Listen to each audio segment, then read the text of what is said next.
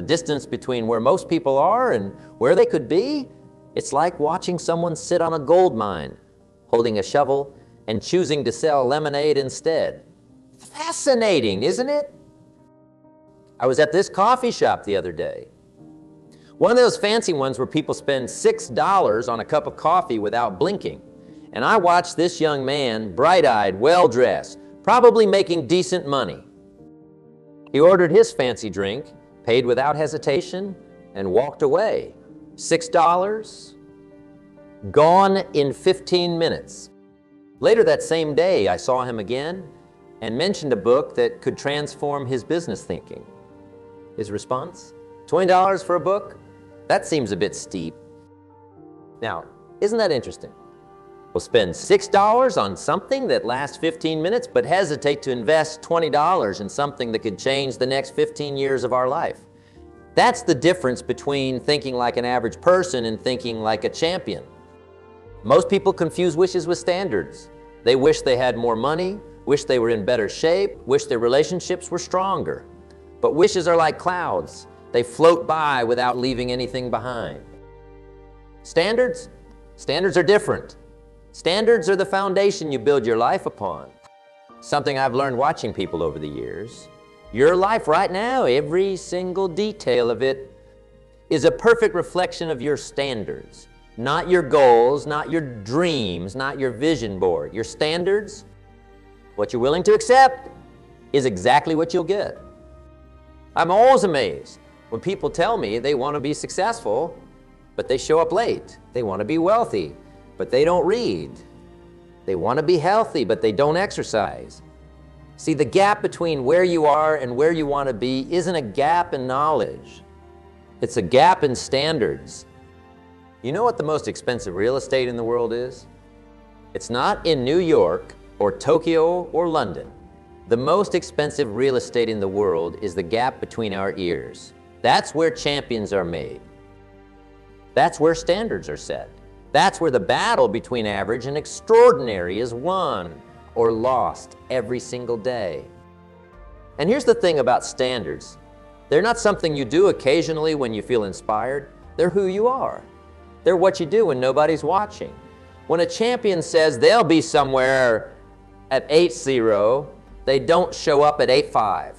When they say they'll finish something, it gets finished. Not because someone's checking, but because that's their standard. The beautiful thing about raising your standards is that life has no choice but to meet them.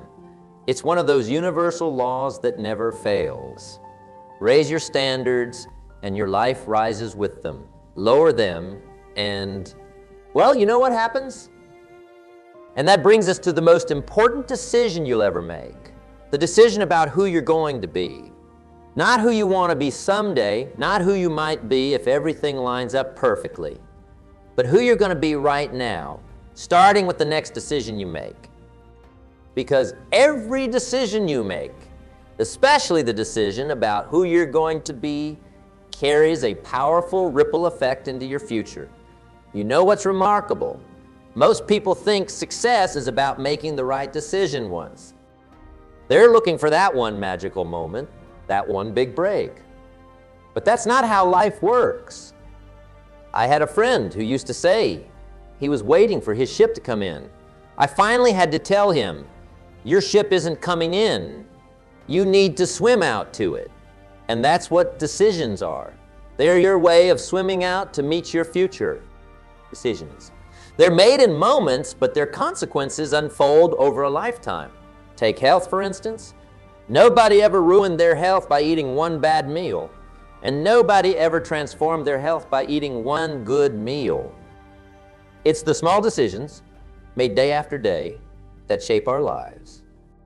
Most people overestimate what they can do in a day and underestimate what they can do in a year. They'll set these grand goals for themselves. I'm going to completely change my life by next week. But they miss the simple truth that success is built one decision at a time, one day at a time. Neglect is like a silent tax on your future. When you neglect your health, you don't feel the consequences today. When you neglect your relationships, they don't fall apart immediately. When you neglect your personal development, you can still get by for a while. But eventually, and this is the key, eventually the bill comes due. I was talking to a gentleman recently who told me he wished he'd started saving money when he was younger. I asked him, "How long have you been thinking that?" He said, "About 20 years. Now imagine if he'd started 20 years ago, even with just a small amount. That's the price of neglect. It's not just what you lose, it's what you could have won. Your life today, everything about it is sending you feedback. Your bank account is giving you feedback. Your relationships are giving you feedback. Your body is giving you feedback. The question is, are you listening? Are you willing to look at your results with honest eyes? Feedback, it's neutral. It's not positive or negative. It's just information. If you're not where you want to be financially, that's feedback. If your relationships aren't what you want them to be, that's feedback. The question isn't, why is this happening to me? The question is, what am I going to do about it? And that brings us to something crucial about making your life count. Most people are trying to copy someone else's life instead of creating their own. They're so busy looking at what everyone else is doing that they forget to write their own story. But here's the truth. You can't live someone else's life. You've got to live your own. Fascinating. The same sun that melts butter hardens clay. Same sun, different materials, different results. Life's opportunities work the same way. Two people can face the same situation. One turns it into success. The other turns it into an excuse. The difference isn't in the situation. The difference is in the decision about who they're going to be in that situation. Your life will never be better than the decisions you make about who you're going to be. Not who you're going to be someday. Not who you want to be, but who you decide to be right now. Because that decision, that fundamental core decision about your standards and who you are, that decision changes everything. And speaking of changes, there's something powerful that happens when you start making better decisions. You start developing new habits. And these habits, these daily disciplines, they're like compound interest for your life. And these daily disciplines, they're like invisible forces that shape your destiny. You know what amazes me? Most people are looking for the big break, the quantum leap, the overnight success. But success doesn't work that way. Success is like a crop. You've got to plant it, tend it, and harvest it in season. Let me tell you about this farmer I knew. Every morning he'd get up at 30. Rain or shine, cold or hot, tired or energetic, it didn't matter. The crops didn't care how he felt. They needed tending. And over time, I noticed something fascinating. His success wasn't in the harvesting. It was in the getting up. The getting up was the first victory of the day. That's what champions understand. They win their first victory before the sun comes up. While others are hitting the snooze button, they're hitting their goals. While others are saying, "I'll start tomorrow," they're already finishing today's tasks. You see, it's not about motivation. Motivation is like a hot shower. The effects wear off. It's about discipline. We all the same 24 hours. The difference between average and extraordinary isn't time, it's what you do with it. I always say, don't count the time, make the time count. Rich people, poor people, people, successful people, struggling people, they all have 24 hours. But champions guard their time like it's the most precious resource they have, because it is. Small actions create compound interest for your life. Just like money in the bank earning interest, every small positive action you take earns interest in your future. Read 10 pages a day. That's 3,650 pages a year. Save $5 a day. That's $1,825 a year plus interest. Walk 15 minutes a day. That's 91 hours of exercise a year. You can't start with tomorrow. You can't start with next week. You can't start with when you feel like it. You've got to start with today. Start with the next hour. Start with the next minute. Because success isn't made in the future. It's made in the moment. I've watched people do the most remarkable things with simple, consistent actions. One gentleman I know built $1 million business by making just 2 more phone calls every day than he felt like making. 2 calls. That's it. But he did it every day without fail for years. That's the power of small actions compounded over time.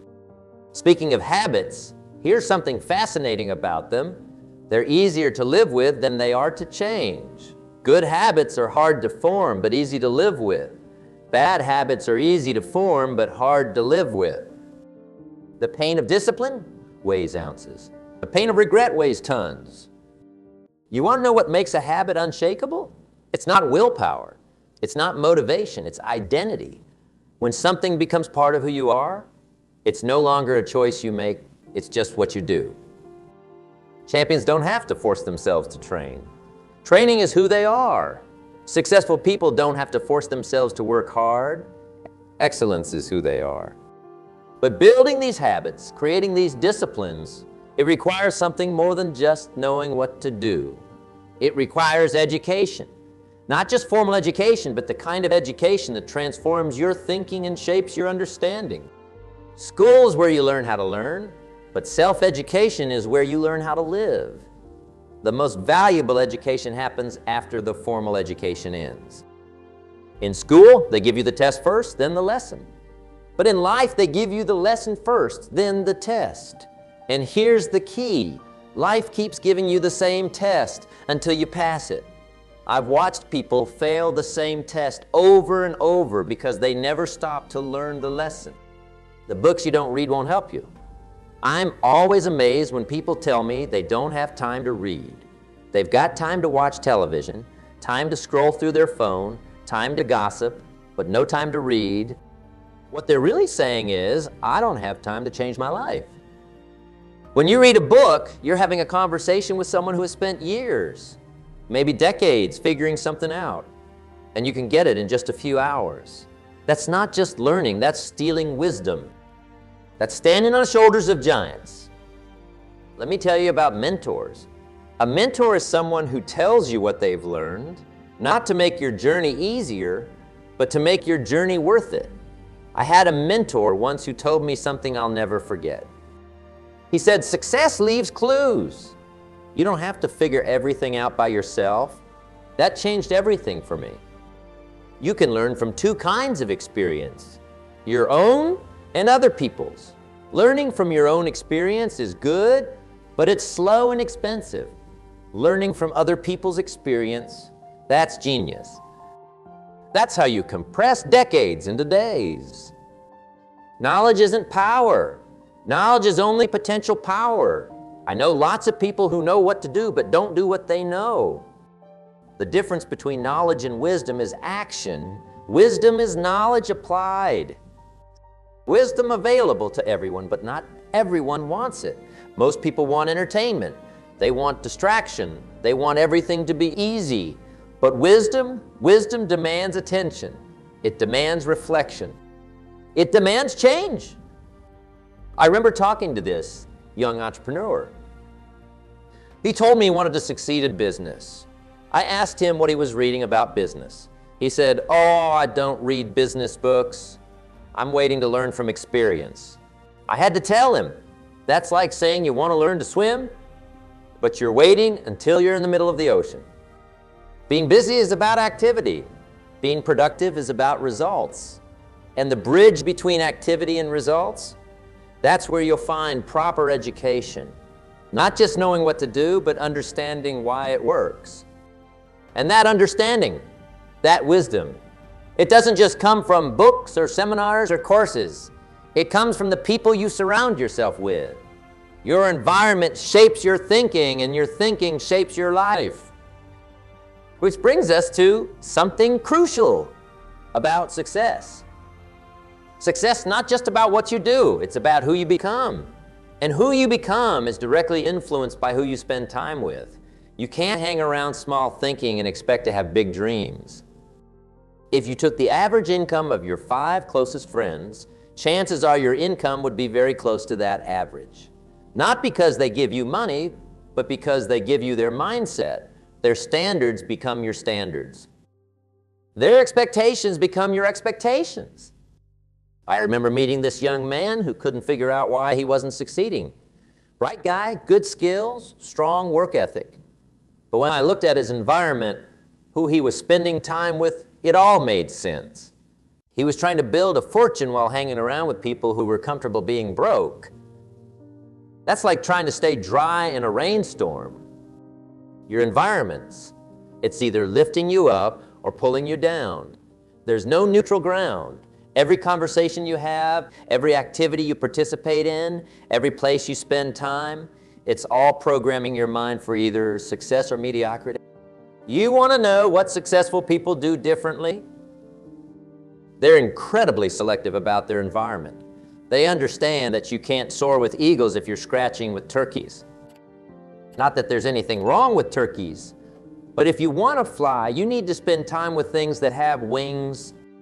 Let me tell you about negative influences. They're like a slow poison. You don't feel the effect immediately, but over time, they destroy your dreams. I've watched people with incredible potential get dragged down by negative environments. The sad part, most of them never even realized what was happening. Environment, you can change it. You might not be able to control everything, but you can control who you spend your time with, what you read, what you watch, what you listen to. These choices shape your thinking, and your thinking shapes your life. I had a mentor who told me something profound about networks. He said, your network determines your net worth, not just financially, in every area of life. Want better health? Spend time with healthy people. Want better relationships? Spend time with people who have great relationships. Want more success? Spend time with successful people. Successful people usually willing to help others succeed. But you've got to be the kind of person they want to help. You've got to bring value to the relationship. You've got to be serious about your own growth. This brings us to something crucial about success. It's not just about managing your actions, it's about managing your emotions. Because in the end, your emotions drive your actions, and your actions create your results. Emotions, they're the most powerful force in our lives, yet most people let them run on autopilot. They let their emotions drive their lives instead of letting their lives drive their emotions. Disappointment, not what happens to you that determines your future. It's how you respond to what happens. I've watched people take the same disappointment, let's say losing a job, and turn it into a completely different outcome. One person falls apart, another person builds an empire. Same event, different response. You want to know the secret about failure. Failure isn't fatal unless you make it final. Every successful person I've ever met has failed their way to success. They just didn't stop at failure. They used it as fuel. They took their disappointments and turned them into appointments with success. Most people wait to feel enthusiastic before they act. But here's the key. Enthusiasm isn't something you wait for. It's something you create. It's a discipline. You know what I mean by discipline? Doing what needs to be done whether you feel like it or not. I remember talking to this salesperson who was having a tough time. He said, I just don't feel motivated anymore. I had to tell him the question isn't how you feel. The question is what you're going to do despite how you feel. Champions don't wait to feel good to perform well. They perform well, and then they feel good. Perspective, not what you look at that matters. It's what you see. Two people can look at the same situation. One sees disaster, the other sees opportunity. One sees an ending, the other sees a beginning. The situation hasn't changed. The perspective has an emotional intelligence. It's not about suppressing your emotions, it's about understanding them and using them effectively. It's about knowing when to push and when to pause, when to speak and when to listen, when to act and when to wait. Successful people feel the same fears everyone else feels. They face the same doubts, the same uncertainties. The difference is they don't let these emotions make their decisions. They acknowledge the emotion, but they let their goals drive their action. I've noticed something interesting about emotions. They follow focus. Whatever you focus on expands. Focus on what's wrong, and you'll find more wrong. Focus on what's possible, and you'll find more possibilities. This isn't positive thinking, it's strategic thinking. And speaking of strategy, there's something crucial about success that most people miss. It's not just about managing your emotions, it's about managing your economics. Because in the end, the marketplace doesn't reward good intentions, it rewards value. And here's something profound about economics that most people don't understand. The marketplace pays for value, not for need. It doesn't matter how badly you need the money. What matters is how much value you bring to the marketplace. Investing in yourself. It's the one investment you can control completely, and it always pays off. When you invest in the stock market, it might go up or down. When you invest in real estate, the market might change. But when you invest in yourself, that's the surest investment you can make. Let me tell you about value versus price. Price is what you pay. Value is what you get. I see people all the time who are price conscious but not value conscious. They'll spend hours looking for the cheapest price on something they don't need, then hesitate to invest in something that could change their life. The marketplace is incredibly fair in the long run. In the short term, it might seem unfair. You might work hard and not see results immediately, but over time, the marketplace always rewards value. Always rewards excellence. Always rewards contribution. I remember talking to this young person who was complaining about their salary. They said, "I'm not being paid what I'm worth." I had to ask them, "Are you worth what you want to be paid?" You see, the marketplace doesn't pay you for the time you put in, it pays you for the value you create. Most people try to change their financial situation by changing their income. But that's only half the equation. The other half, it's what you do with what you make. I've seen people make a fortune and lose it all, and I've seen people start with almost nothing and build an empire. The difference? Financial discipline, creating multiple streams of value. It's not just about having multiple streams of income, it's about having multiple ways to serve, multiple ways to contribute, multiple ways to make a difference. When you focus on creating value, the income follows naturally. You want to know something interesting about wealth? It's not about what you make, it's about what you keep, what you protect, what you invest. I know plenty of people who make a lot, but keep little. And I know others who make less but build more wealth because they understand this principle. And speaking of principles, there's something crucial about achievement that ties all of this together. You see, achievement isn't just about knowing what to do. It's about doing what you know. It's about turning knowledge into action. Most people don't miss their goals. They miss the boat completely because they never truly set them. They have wishes, hopes, and dreams, but they don't have goals. A real goal is something you've written down with a deadline attached to it. Big dreams don't intimidate successful people. They inspire them. But here's the key. You can't eat an elephant in one bite. You've got to cut it down into small, digestible pieces. I watch people all the time try to achieve their yearly goals in January, burn out by February, and quit by March. Progress is not about perfection. It's about progression. Most people overestimate what they can do in a day and underestimate what they can do in a year. But when you measure progress, when you track it, something magical happens. What gets measured gets improved. What gets measured gets done. Accountability. It's the difference between interest and commitment. When you're interested in doing something, you do it only when circumstances permit. But when you're committed to something, you accept no excuses, only results. That's why every champion has some form of accountability in their life. I remember talking to this woman who said she wanted to write a book. I asked her, "How many pages have you written this week?" She said, "Well, I haven't started yet, but I'm thinking about it." I had to tell her thinking about writing isn't writing. Only writing is writing. You see, goals without deadlines are just dreams. Milestones, not just markers of progress, they're fuel for future achievement. When you celebrate your milestones, you're not just acknowledging how far you've come, you're building momentum for where you're going. The interesting thing about achievement is that it's never a straight line. It's full of ups and downs, twists and turns. But if you keep your eyes on your goals, if you maintain your standards, if you stay committed to your growth, that's when the magic happens.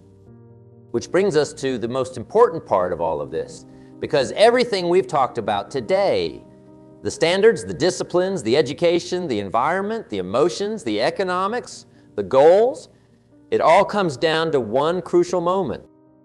The moment you decide to make your life count. And that moment is right now. Not tomorrow, not next week, not when the conditions are perfect. Because let me tell you something powerful about time. It's the great equalizer. We all have the same 24 hours.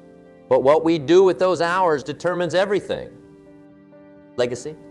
You're creating it right now, whether you realize it or not.